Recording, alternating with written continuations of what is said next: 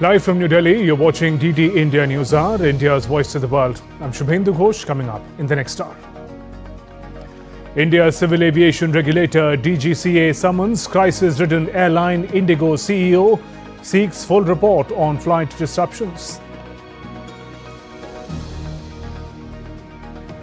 After Microsoft, e-commerce giant Amazon to invest big on AI in India, pledges $35 billion by 2030.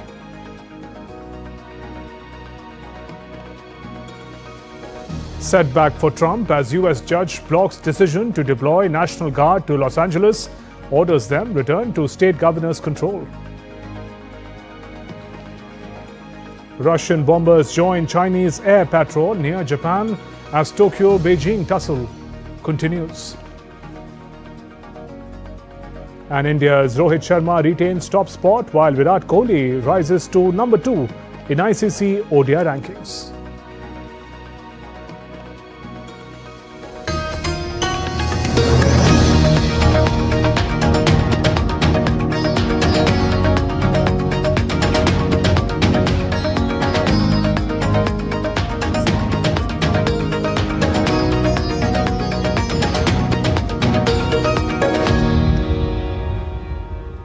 Prime Minister Narendra Modi received a telephone call from Prime Minister of Israel, Benjamin Netanyahu. Both leaders expressed satisfaction at the continued momentum in India-Israel strategic partnership and reaffirmed their commitment to further strengthen the ties for mutual benefit. The two leaders strongly condemned terrorism and reiterated their zero-tolerance approach towards terrorism in all its forms and manifestations. They also exchanged views on the situation in West Asia. Prime Minister Modi reaffirmed India's support for efforts towards a just and durable peace in the region, including early implementation of the Gaza peace plan. The two leaders agreed to remain in touch.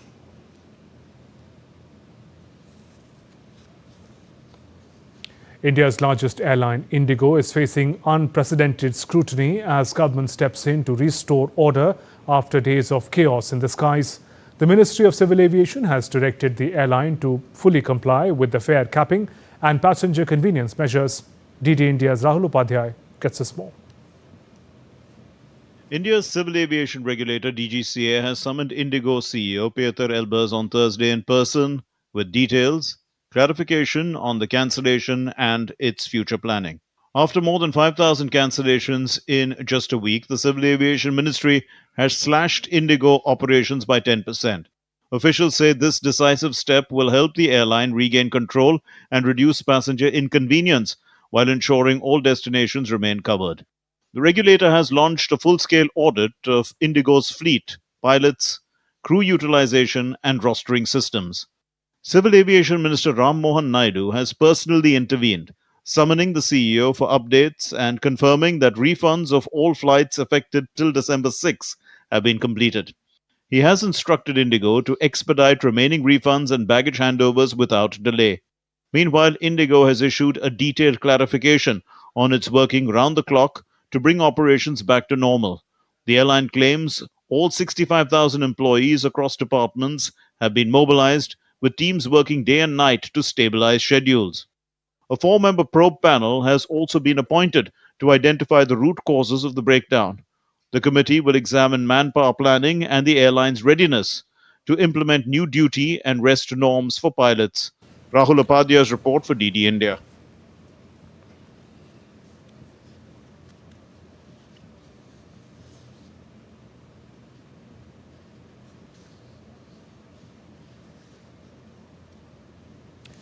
In a landmark moment for India and for cultures across the world, Diwali, the Festival of Lights, has been officially entered into UNESCO's Intangible Cultural Heritage List. What has for centuries symbolized India's spirit of hope and harmony, victory of light over darkness, is now recognized as shared treasure of humanity. Here's more. I therefore declare Decision 20.com 7B24 as adopted.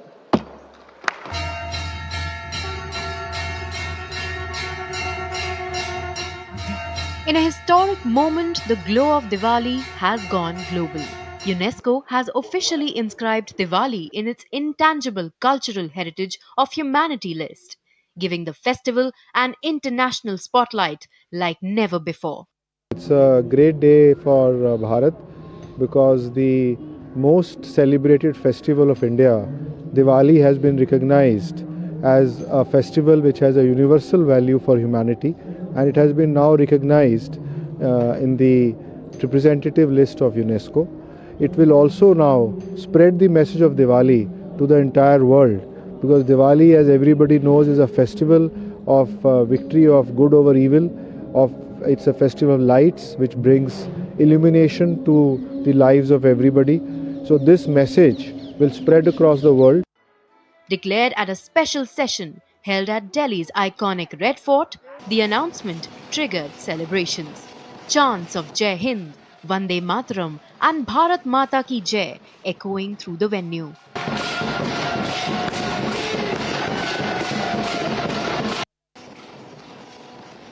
Cultural Minister Gajendra Singh Shekhawat delivered India's national statement soon after the inscription, calling it a moment of pride for every Indian. Every Indian heart, this is a deeply emotional moment. Diwali is not just celebrated, it is felt, lived, absorbed across generations. It is the soft, steady assurance that light will remain, that dharma will prevail, that hope will rise again. Prime Minister Narendra Modi welcomed the honour, saying Diwali is deeply woven into India's cultural ethos and reflects the very soul of its civilization. On social media platform X, he wrote, "People in India and around the world are thrilled. For us, Diwali is very closely linked to our culture and ethos. It is the soul of our civilization. It personifies illumination and righteousness. The addition of Diwali to the UNESCO Intangible Heritage List will contribute to the festival's global popularity even further. May the ideals of Prabhu Sri Ram keep guiding us for eternity." Diwali is the 16th Indian cultural tradition to be included in UNESCO's Intangible Cultural Heritage List. The list already features Kumbh Mela, Durga Puja of Kolkata, Garba dance of Gujarat, yoga, Vedic chanting traditions, Ram Leela, the traditional performance of the epic Ramayana. UNESCO's ICH list, established by the 2003 convention, safeguards living heritage, practices, rituals and expressions passed across generations that foster identity, diversity and intercultural dialogue amid globalization. Diwali was selected for key reasons that include symbolic universality. It embodies timeless ideals resonating beyond India as a message of hope, prosperity and harmony. Community and transmission involves diverse groups in shared rituals like lamplighting and feasting, strengthening social bonds. Cultural diversity and safeguarding. As a vibrant contemporary tradition facing modern threats, inscription raises awareness, encourages protection and promotes it globally. Global impact. Celebrated by diasporas worldwide, it promotes mutual respect and counters cultural erosion. With UNESCO's recognition, Diwali's message of light defeating darkness shines brighter than ever on the world stage. A celebration born in India, now cherished as a cultural heritage for all humanity. Bureau Report, DD India. An Indian High Commission in Dhaka celebrated cultural milestone at the India Indira Gandhi Cultural Centre through a special program. The event marked Diwali's inscription on UNESCO's representative list of intangible cultural heritage of humanity. The event also featured cultural performances. It was attended by ICCR scholars, Indian community, cultural figures, celebrating Diwali as a tradition that unites people across borders.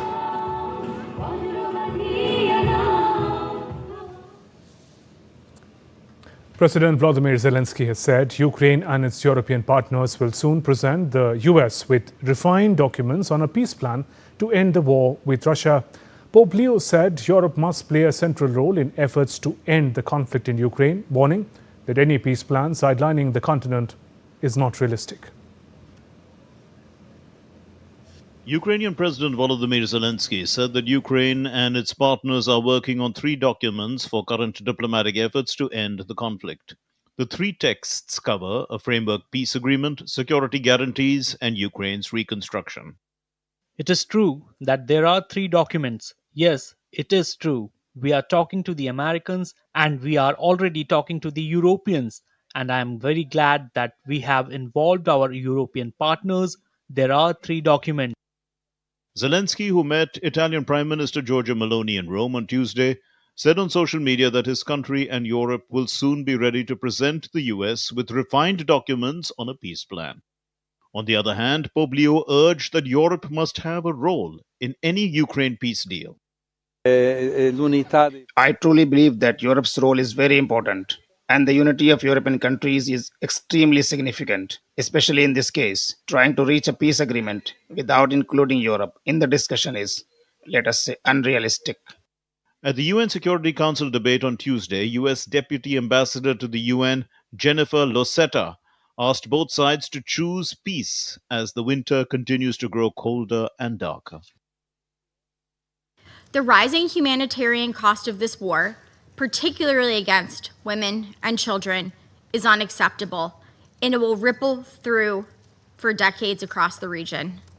Meanwhile, as the winter continues to grow colder and darker, strikes in populated areas and against Ukraine's energy grid continue, leaving millions without heat and power.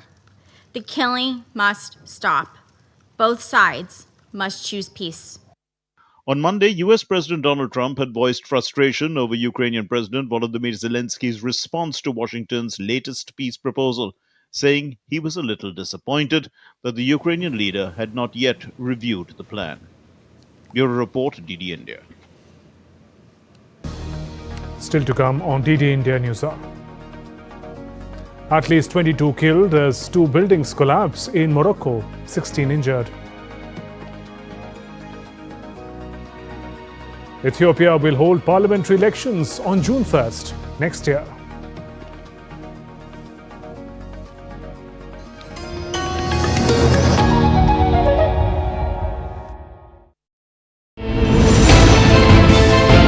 Geopolitics and trade deals. Economic challenges amid development. Hard work and the path to prosperity. It's the economy, always. Between walkers, money is what money does and says. Supply creates its own demand. Between the bulls pulls and bears tears. When supply chains globalization and India rises to the podium. We'll get you centered with the economic brief at 8 p.m. every Thursday on DD India.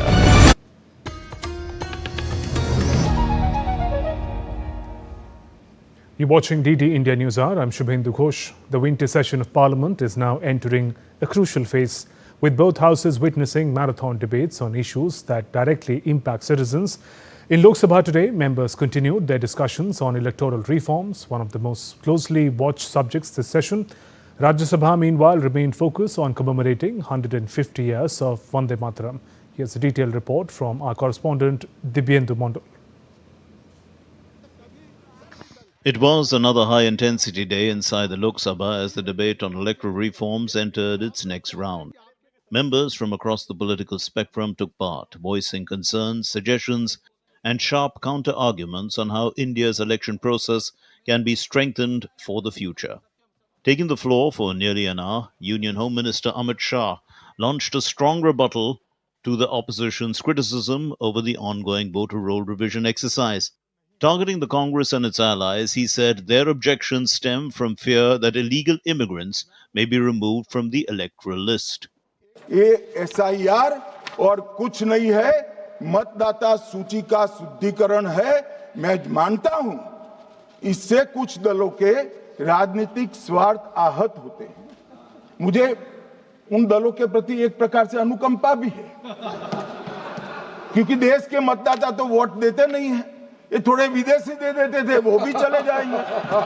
मगर मान्यवर, क्या हमने भारत के नाते निर्णय करना पड़ेगा कि इस देश की संसद को चुनने के लिए, राज्य की विधानसभा को चुनने के लिए विदेशी को वोट देने का अधिकार देना है या नहीं देना है. Shah also hit out at what he called misinformation campaigns around the revision of electoral rolls. He clarified that the process is being carried out strictly under legal provisions and that allegations of manipulation are baseless. इस SIR पर, गहन पुनर्निरीक्षण पर एक तरफा 4 महीने से झूठ फैलाया और देश की जनता को गुमराह करने का प्रयास किया. और मेरा आग्रह है सदन के पक्ष और विपक्ष के सभी सदस्यों, मैंने SIR की प्रक्रिया का, इससे जुड़े हुए संवैधानिक अनुबंधों का और भूतकाल में जो SIR हुए वो सभी का गहन अभ्यास किया है. Over in the Rajya Sabha, discussions continued on another subject deeply rooted in India's cultural consciousness, the 150-year legacy of Vande Mataram. Leaders across party lines came together to celebrate the song's contribution to the freedom movement and its enduring emotional and historical significance. Members recalled how Vande Mataram had inspired generations of freedom fighters and noted that its message of unity and sacrifice remains relevant even today. After a full day of spirited arguments and reflective tributes, both houses were adjourned for the day. The winter session resumes tomorrow, with the Rajya Sabha set to take up the debate on electoral reforms next. Debyendu Mondal's report for DD India. India's External Affairs Minister Dr. S. Jaishankar met Italy's Deputy Prime Minister and Foreign Minister Antonio Tajani in New Delhi on Wednesday to review the growing strategic partnership between the two countries.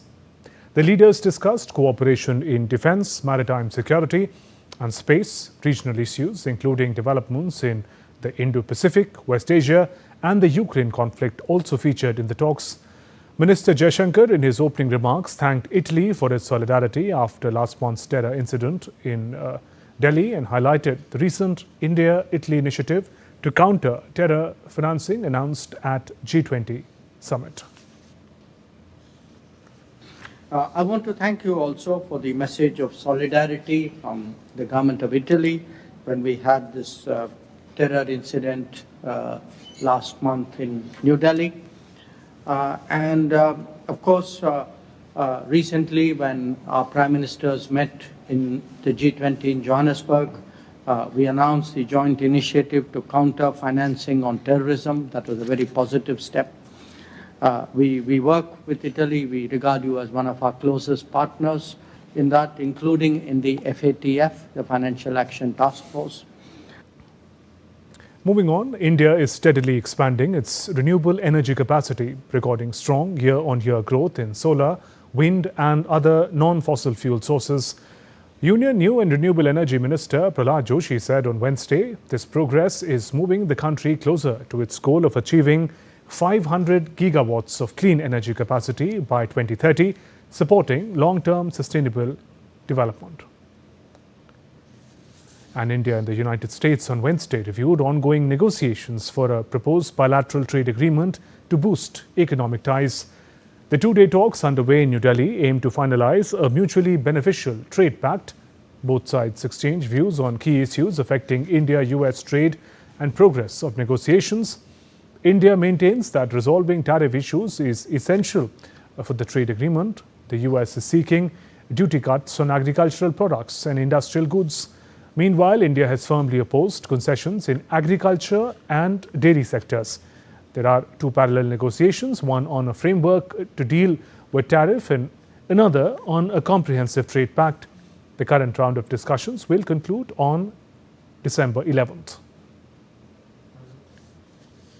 During a visit to India's technology hub, Bengaluru, US Under-Secretary of State for Political Affairs met with leading Indian space innovators, emphasizing the growing importance of India-US cooperation in advanced technology sectors. The discussions focused on strengthening joint research initiatives, building secure supply chains, expanding collaboration in space and tech. Officials underscored that these efforts are not only vital for accelerating innovation, but also for driving investment and creating jobs in both the countries. A U.S. federal judge has blocked President Donald Trump's National Guard deployment in Los Angeles. U.S. District Judge Charles Breyer rejected Trump administration's claim that recent protests against immigration authorities amounted to a rebellion that legally justified the extraordinary step of taking federal control of state National Guard units and sending them into the streets. The judge also rejected the claim that courts have no power to review the president's decision to take control of state National Guard units during an emergency. In other news, at least 22 people were killed, 16 others injured when two adjacent four-story buildings collapsed overnight in Al Mustaqbal neighborhood of Fez in Morocco on Wednesday. One of the buildings was unoccupied while the other was hosting the Akika celebrations attended by several families. Officials warned the death toll may rise as search operations continue and investigations begin. Rescue teams and local residents worked through the rubble as survivors recounted a narrow escape. Witnesses told a state broadcaster that buildings had shown cracks for some time, though officials have not yet confirmed the cause of the collapse. The tragedy comes amid heightened public anger over deteriorating living conditions and unsafe housing.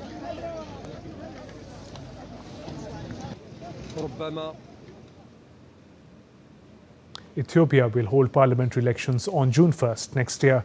The country's electoral commission announced, even as armed conflicts continue to grip several regions. Prime Minister Abiy Ahmed earlier told the parliament that government had both the capacity and the will to conduct what he vowed will be the best organized elections in Ethiopia's history. The vote comes amid major security challenges. Ethiopia is still recovering from devastating Tigray war, which the African Union estimates killed some 600,000 people and left around 1 million displaced. Greek farmers converged on the port of Folos on Wednesday, driving dozens of tractors into the city as part of widening blockades against delays in European Union aid payments. Farmers say that a shortfall of more than 600 million euros has left them unable to recover from last year's devastating floods in Thessaly, which destroyed crops and livestock.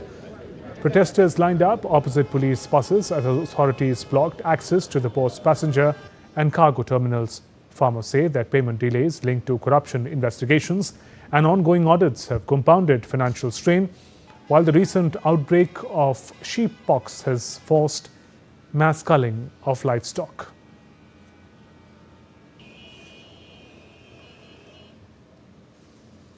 India marked Human Rights Day on Wednesday, with President Draupadi Murmu reaffirming the country's commitment to the Universal Declaration of Human Rights.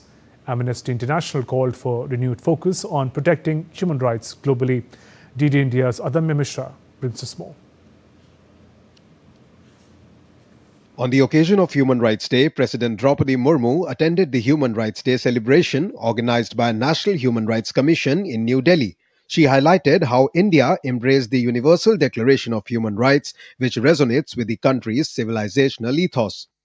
India embraced the Universal Declaration of Human Rights as a co-creator of a universal moral covenant which resonated deeply with our civilizational ethos. Our ancient value of Vasudhaiva Kutumbakam, which means that the world is one family, is reflected in the idea of universal human rights. Human Rights Day, being celebrated since 1950, commemorates the adoption of Universal Declaration of Human Rights by United Nations General Assembly in 1948. The day is observed annually on the 10th of December. In a conversation with DD India, Chairperson of National Human Rights Commission, Justice V. Ramasubramanian, said that human rights violations can be committed by both state and non-state actors. Human rights violations take place not merely at the instance of the state actors but also at the instance of non-state actors. This, as a lawyer and as a judge, I have watched very closely for about 40 years when my journey started in the legal field. As the world marks Human Rights Day, Amnesty International UK says it is a vital moment to reflect on the fact that most people strongly support human rights protections. Amnesty International is an international NGO founded in London in 1961 that seeks to publicize human rights violations by governments and other entities. Adamya Mishra's report for DD India. In a bid to promote women's health and well-being, Union Health Ministry along with WHO has launched a month-long campaign in Delhi Metro running from December 10th to January 10th next year. The initiative will reach millions of commuters with messages on women's safety, mental health and disease prevention. The campaign reinforces national programs like Swasth Nari Sashakt Parivar and Ayushman Bharat. The Union Health Ministry, in partnership with the World Health Organization, on Wednesday launched a month-long Delhi Metro campaign focused on the health and well-being of women and girls. Running from December 10th to January 10th, the campaign aims to reach millions of commuters through messages displayed across metro trains and select stations. This campaign is furthering our efforts. As you recall, we did a Swasth Nari Sashakt Parivar Abhiyan where the footfall was more than 11 crores. So today, taking forward this initiative for Delhi, with WHO, we thought that the Delhi Metro is one of the most important messengers because of the footfall here. So we want to carry the forward the message of healthy woman, healthy nation. The initiative, flagged off at the Sultanpur metro station, highlights key issues such as women's safety, mental health support, digital inclusion, awareness on preconception and prenatal diagnostic techniques, and tuberculosis prevention.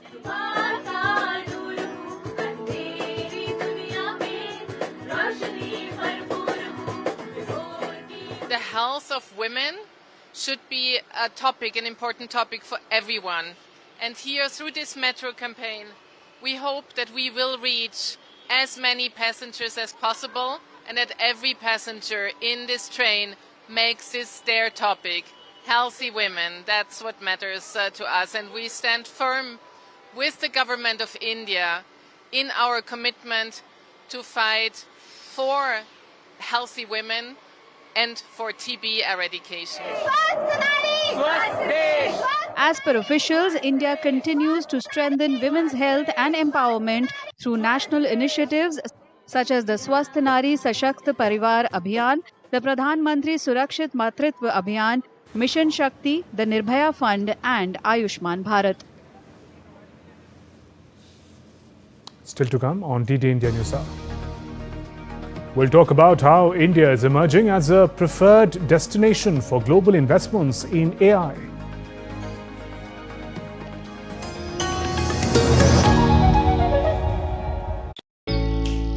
Jharkhand will mesmerize you with majestic nature, rich heritage and colorful culture. Hello.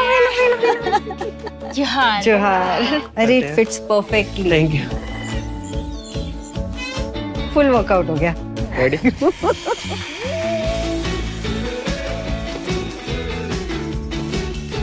Postcards from Jharkhand on National Geographic.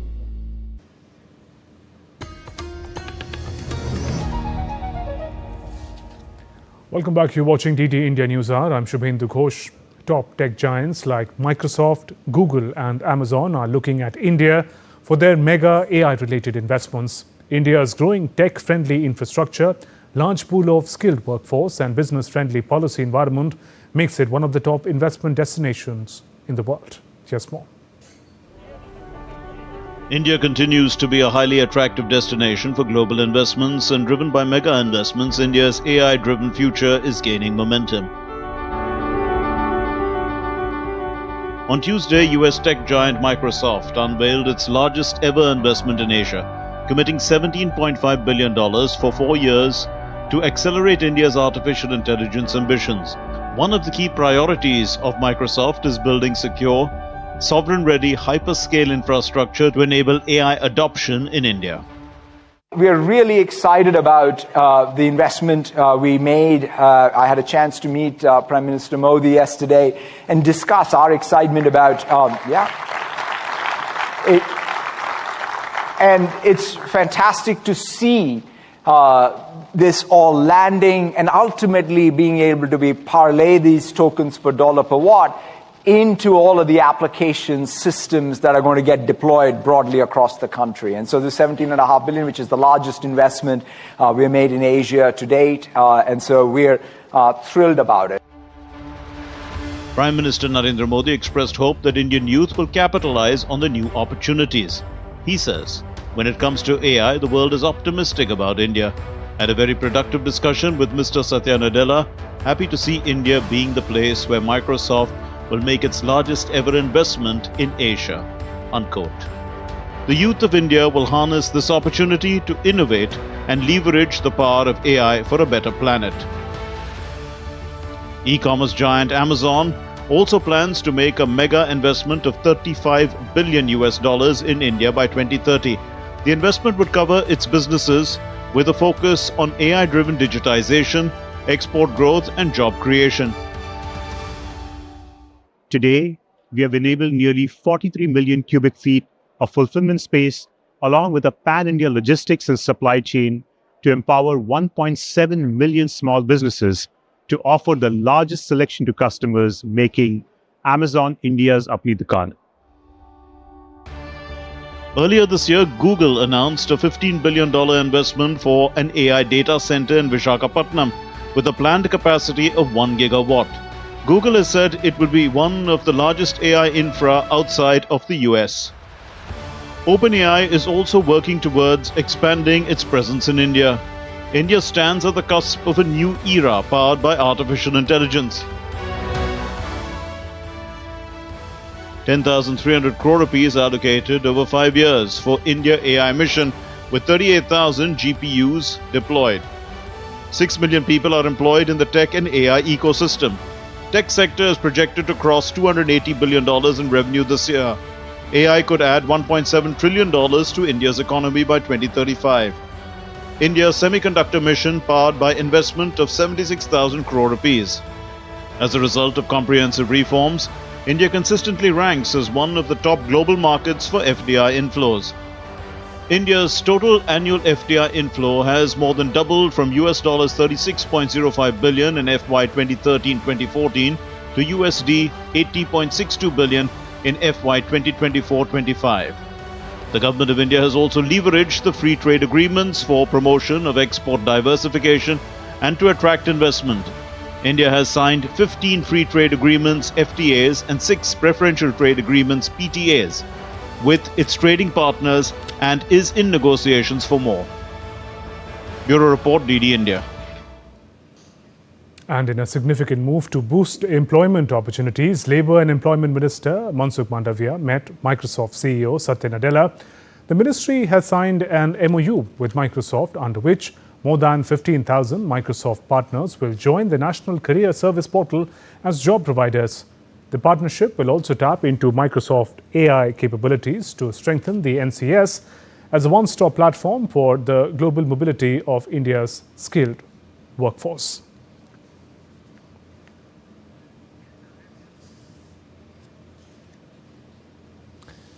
And taking forward the conversation on mega investments in India's AI infrastructure, let me welcome Dr. Charan Singh, eminent economist and CEO IndiGo.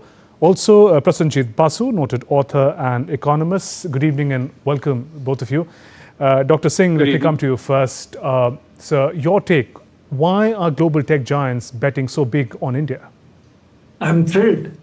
And that's the only destination they have. I've had the good luck to study in Australia, America, both Harvard, Stanford, and lived and worked at IMF in Washington, D.C., seen the world from within and outside. There's no other country like India. I came back because I knew this is the country with potential and it has the future. It has people, it has democracy, it has policies which are conducive, which are friendly for industry. And now you can see the interest rate scenario that's emerging. The country is just growing around 8%. If the conducive environment continues, we have the potential to grow between 8.5 to 9%. Tell me, which other country has this rosy potential? And we are not only talking about the future, I think we are the only country which is planning day by day, year by year. and we are growing from strength to strength. If you take a picture, the global picture, this is the only country which stands out, which the Western world, if they need to use it as their workhorse, is providing you the stable. Okay. Prasanjit, as tech giants announce big investments in India's AI infrastructure, what are the implications for the country and the economy? The implications are that many thousands of additional jobs will be created in these areas. AI is the technology of the future. We are seeing dramatic changes globally as a result of artificial intelligence being deployed, and it is a great thing that Microsoft has committed a massive $17.5 billion to projects in the AI sector in India, and Google and Amazon and others are also making significant commitments. These are a very good sign that India's talent pool is attracting the attention of global players, and I think the contrast with China is stark. Intellectual property rights are better protected in India. There's democracy, there's recourse to the rule of law through the court system. So all of this gives India relative advantages, and I think these investments will create not only an ecosystem but generate substantial externalities that will enable a lot of entrepreneurial opportunities for Indian youth to operate off these investments and create a bunch of software and components, etc., that go towards building up the artificial intelligence infrastructure in this country and around the world. Dr. Singh, what would you say? How is AI set to also transform the economy? What are the implications for the workforce in particular? Because different kinds of concerns come to the fore when we talk about AI and its impact on the future of work. That's a brilliant question. I'm also worried. Also a matter of great concern. But I'll tell you what's happening with this government and this regime. They plan in future. Now, AI is the technology of the future. It's revolutionary and it has to be adopted, though there can be in medium to long term some job displacements, but the type of new jobs that's going to create are going to be massive. It's going to help India leapfrog into Viksit Bharat, that is our objective which the Prime Minister has set for 2047. Now, my understanding is that all these firms, be it Google, be it Amazon, be it Microsoft, be it NVIDIA, be it Oracle, they're all coming with a plan in a phased manner, 4 to 6 years, 10 years, and that's what they are doing. They're also going to help us in urbanization. They're not only going to Bangalore or Hyderabad, but they're going to various parts of the country. They're setting up units there. And to some extent, we'll have the freedom and liberty to invite them and probably have them in Gurgaon or in North India or any other place that we think is important. Given that, there's going to be an overall development within the country.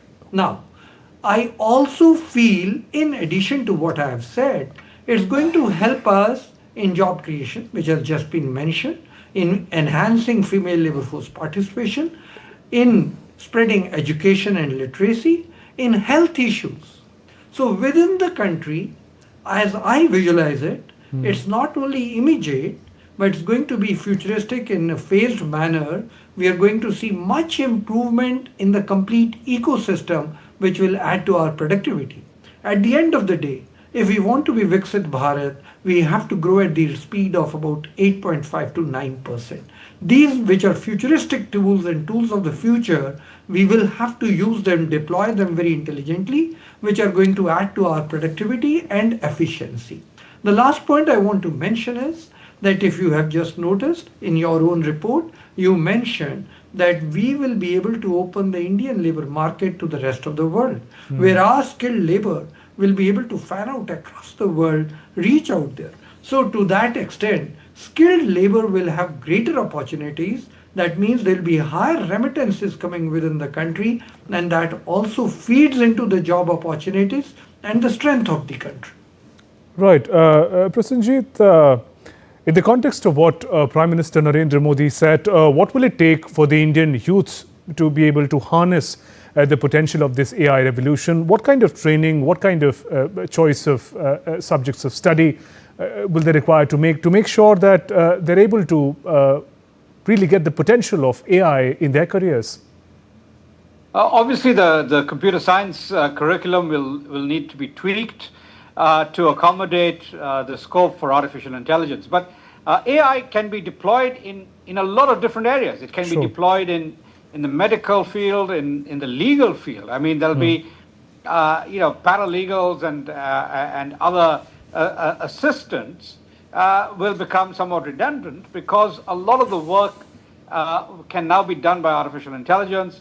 So there will be certain types of work that become obsolete as a result of AI. But in turn, as with any new technology, it'll generate all kinds of new jobs that will emerge. So the youth, those coming into the workforce now, would do well to take courses in artificial intelligence, to be able to use the skill sets to deploy artificial intelligence effectively. A lot of the simpler tasks can now really be done by AI, but that creates more space and time for higher level activity and basically interpreting the results of AI and deploying them in more productive uses. That's basically the way in which any new technology is always deployed, but this one has the potential to really be transformative in terms of boosting the productivity of the labor force across the board. Okay, and finally, Dr. Singh, what do you recognize as the key headwinds vis-a-vis the global economy, vis-a-vis the adaptation of artificial intelligence for India to be mindful of? See, as far as I'm concerned, it's opening up great opportunities for global partnership. To me, India will find its very important place in the global geopolitics. As it is, India had played a very important role in the last 2 decades in computerization. There's no computer in the world which can work, maintain, or operate without an Indian. With the initial investments that are taking place by all these firms that I just mentioned, 6 of them bringing AI into India, I think we are placing ourselves, we are positioning ourselves in such an important way that the global manpower, global high-tech industry would need India in a very big way. As far as the headwinds are concerned, I think to some extent we will have to tweak our curriculum because, as I mentioned, it's very, very revolutionary. We will have to now tweak our curriculum and skill our youth, and we have a large number of youth which is available to us. We have to ensure that they have the literacy levels to take advantage. To that extent, sometimes I get worried. Are we really focused on our youth, and can we skill them that they can take advantage of the AI? So I don't see global headwinds hitting us. I'm only looking within the country, what type of opportunities can I now translate into? And that is where I think educationists, public policy experts, the bureaucrats, the universities will have to play a very important role in this new development that has taken place. On that note, Dr. Charan Singh, Prasenjit Basu, thank you very much for joining us on the Newshour, sharing your perspective. Thank you. Still to come on DD India Newshour. India secures first ever bronze medal in Junior Hockey World Cup history.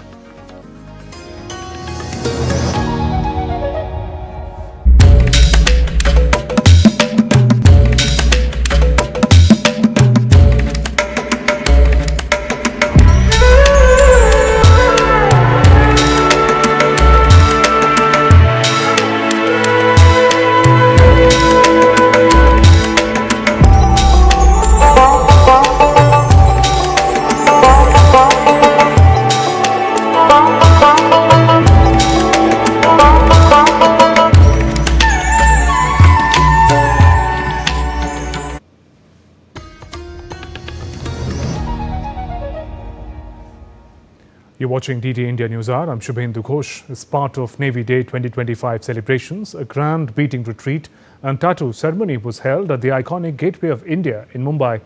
The ceremonial event showcased the rich traditions, discipline and operational prowess of Indian Navy in a historic setting overlooking the Arabian Sea.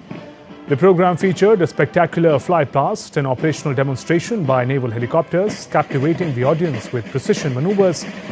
This was followed by a continuity drill reflecting the seamless coordination and professionalism Ladies and gentlemen, of naval personnel. The beating retreat and sunset ceremony, featuring ceremonial music, coordinated movements and setting sun, created visually striking tribute to the Indian Navy's service, sacrifice and maritime heritage.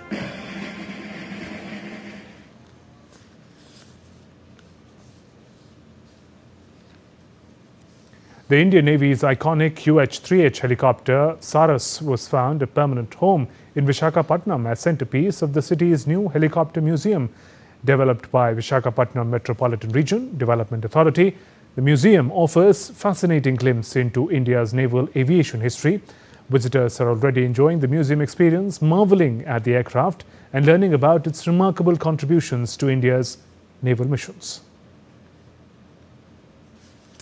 The Indian Navy's Saras has landed for good in Visakhapatnam.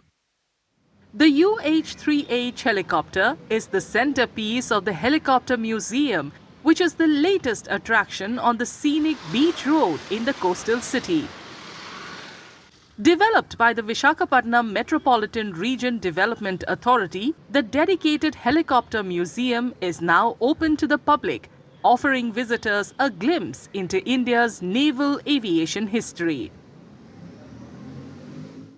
The Mark III technology utility helicopter, also known as Sea King, served the Indian Navy for about 17 years before being decommissioned in June 2024. Acquired from the United States in 2007, the UH-3H was part of the Indian Naval Air Squadron 350 based at INS Dega in Visakhapatnam. This is US-made helicopter. It travel in 675 kilometers and 19 crews and one pilot and co-pilot can carry, and wherever the disaster happened, it helps, and whatever the humanitarian assistance, disaster relief, whatever the total aids, medical assistance, food supply, whatever it is, it has done very quickly. Visitors to the museum are impressed with the helicopter and the overall experience. Yeah, I came here to visit Visakhapatnam. It's actually a very nice museum. This helicopter was very nice. It was a great experience for me. बहुत अच्छा feel आया, बहुत अच्छा लगा ये देख के. The helicopter museum adds to Visakhapatnam's naval attractions, which also includes the Tu-142 aircraft museum and firms up the Andhra Pradesh city's reputation as a maritime heritage hub. Musical celebrations with lighting of diyas in Pashupati premises on inscription of Diwali in UNESCO's list of intangible cultural heritage of humanity. Diwali, the festival of lights, has been inscribed on UNESCO's list of intangible cultural heritage, announced at the 20th UNESCO Intergovernmental Committee session at New Delhi's Red Fort from December 8 to 13. It is the 16th Indian element on the list. In Nepal, the recognition was celebrated with musical bhajan evening and lighting of diyas at the Pashupatinath temple premises. The event brought together communities in a vibrant display of devotion and joy. Many shared. The recognition reinforces the importance of preserving customs observed since childhood, and that festival's inclusion on UNESCO's list brings a deep sense of pride and belonging. You're watching DD India News Hour. Time now for sports. India's cricket stalwarts dominated the top of the latest ICC ODI batter rankings, with the iconic Ro-Ko duo of Rohit Sharma and Virat Kohli sealing the top spots. Kohli has secured the second spot in the latest ICC men's ODI player rankings, while Rohit Sharma remains at the top. Kohli hasn't held the number one position since April of 2021, but the right-hander is closing in on the top spot once again following his superb performance. 37-year-old was adjudged player of the series for scoring 302 runs in the 3-match ODI series against South Africa. Rohit Sharma amassed 146 runs across the series to hold on to his spot at the top of the rankings. His consistent batting performances of 57, 14, 75 in 3-match series against helped him firmly retain his top spot. Sharma and Kohli were the only Indian players to make significant gains on the updated rankings, as KL Rahul made notable progress. Wicketkeeper batter rose 2 places to 12th overall, while left-arm spinner Kuldeep Yadav, up 3 spots to 3rd, was the big winner on the list of bowlers. India produced a dramatic comeback in Junior Hockey World Cup to defeat Argentina 4-2 and clinched the first ever bronze medal in the tournament. Trailing 2-0 deep into the 3rd quarter, the hosts delivered a breathtaking final quarter performance. The visitors, Argentina, held a threatening 2-0 advantage heading into the finals 15 minutes. India launched a relentless comeback in the 4th quarter. Ankit Pal pulled one back from the penalty corner with 11 minutes left, injecting life into the contest. Moments later, India earned another PC penalty corner, and Manmeet Singh produced a brilliant deflection to level the score at 2-2. India earned a penalty stroke, and Sharda calmly slotted it into the left corner to make it 3-2 with just minutes left on the clock. India struck again in the dying moments with Eka Singh converting yet another penalty corner. Venezuela's opposition leader Maria Corina Machado, who has been living in hiding, did not attend Wednesday's Nobel Peace Prize ceremony. The honor was formally accepted at the ceremony by her daughter, Ana Corina Soso Machado, who represented her mother on the stage. She said her mother has united millions of Venezuelans in an extraordinary effort and will be able to embrace her here in Oslo just in few hours. Machado has only appeared in public once since going underground in August last year during a tense confrontation with President Nicolas Maduro. Venezuela's Attorney General has warned that 58-year-old would be considered a fugitive if she attempted to leave the country to accept the Nobel Peace Prize.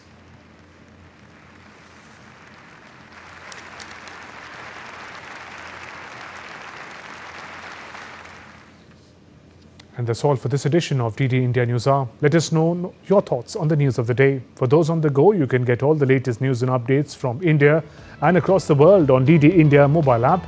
The app is available on both Android and iOS platforms. Scan this QR code on the screen to download now. We'll be back with more news as it breaks here on DD India. I'm Shubhendu Ghosh from all of us here in Delhi. Thanks for watching DD India Newshour. Namaskar.